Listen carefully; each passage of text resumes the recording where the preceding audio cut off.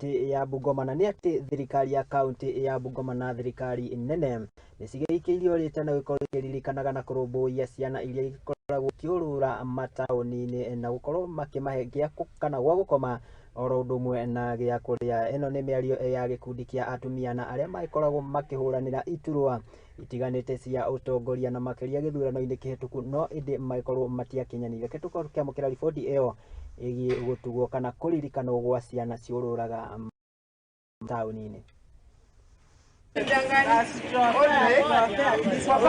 Wengine wana nia ya kurudi shule, kuna wengine haswa wanataka kurudi nyumbani na labda walikuwa na hali ile ya kutoelewana na wazazi, na inastahili sisi kama wamama, kama county government ya Bungoma tufikie hao wazazi, tuwaongeleshe wapate kuchukua hao watoto washughulikie warudishe shule.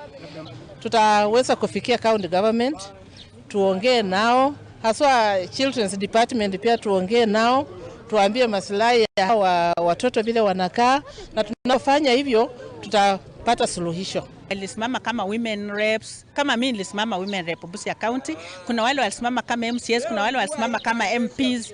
So lengo letu tulisema, tulikuwa na nia kwa kusimama hizo vitu, tulikuwa na nia kuendelea na uongozi wetu kusaidia communities zetu, na tulisema ku lose campaign does not end our leadership. Mambo pia wanaweza enda shule, kama mnaweza kuwa na pia na usaidizi ya kuwasaidia waende wakasoma, pia Mungu anaweza wabariki. Pia kuna wale wakubwa wenye sisi tunaweza fanya makazi, kuna wenye tunaweza, mimi kwa mfano mimi naweza shona viatu, mimi na mchezaji wa mpira, na pia kuna wenye wanaendesha baiskeli na kuna wenye wanaendesha troli.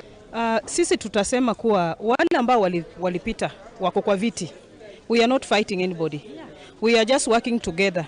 We are still petitions and we need also to support our community. So we shall just keep on supporting our community, na wao pia wafanye kazi yao ile ambayo inawahusu, na pia sisi we keep on our line. Naomba wale wenye mnatoka kwa maboma mazuri